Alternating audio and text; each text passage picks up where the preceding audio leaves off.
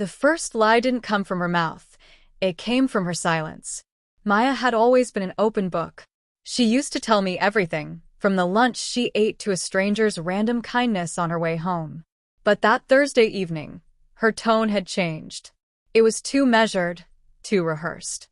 "I'm going out with friends after work," she said, slipping into her favorite blue dress, the one I hadn't seen her wear in months. I looked up from my laptop. "Which friends?" She hesitated mid-button. "Oh, just the usual office crowd. You wouldn't know them." Something inside me shifted. Not jealousy. Not yet.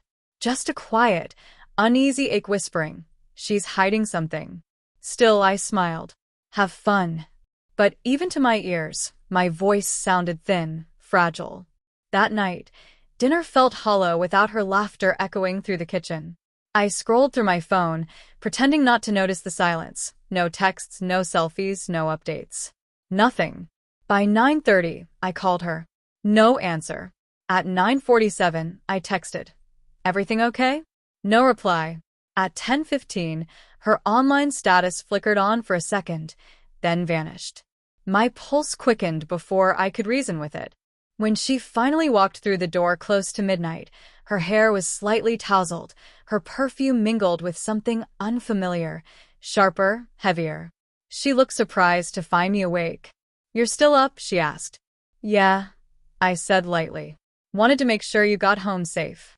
Her smile was forced and fleeting. "That's sweet."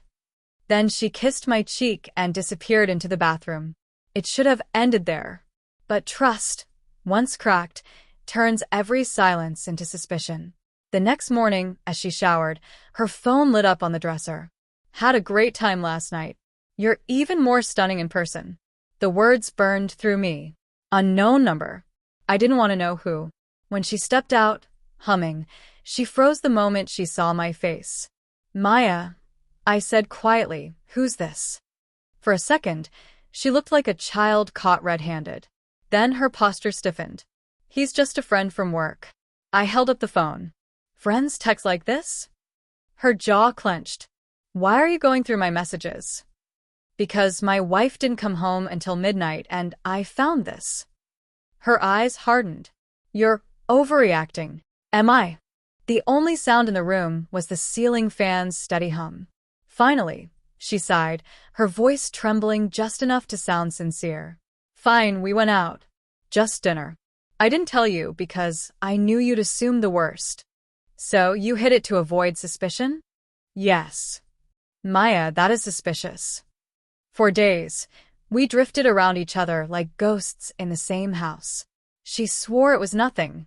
"He's a coworker. We talked about work, about life. That's it." But her tone carried a defensiveness that didn't match innocence. Every word, she said, felt coated in guilt. When I pressed her, she snapped, "If you can't trust me, then what's the point?" That question echoed long after she left the room. I wanted to believe her, I wanted to believe us. But once doubt takes root, it spreads like ivy, covering everything once beautiful. A week later, I decided I needed the truth, not to catch her, but to find peace. So when she said she'd be working late again, I didn't argue. I waited an hour, then drove to her office. The parking lot was almost empty, just her car and another.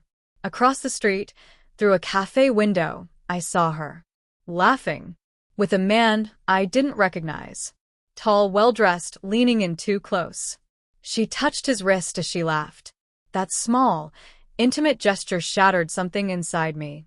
I could have barged in, made a scene, but I didn't. I just stood there in the rain, shaking, and took a photo. Not out of revenge, but to remind myself I wasn't imagining it.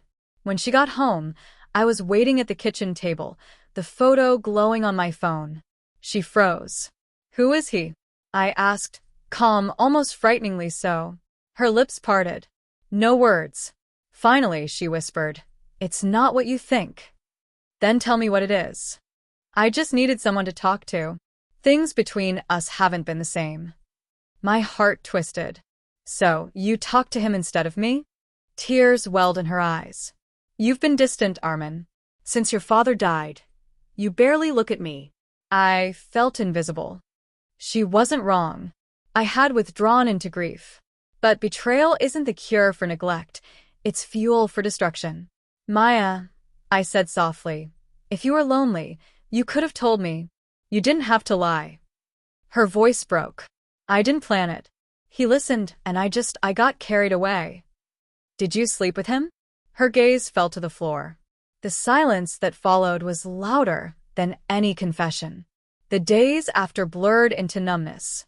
She begged for forgiveness, swore it was over, that it meant nothing, but something fundamental had cracked.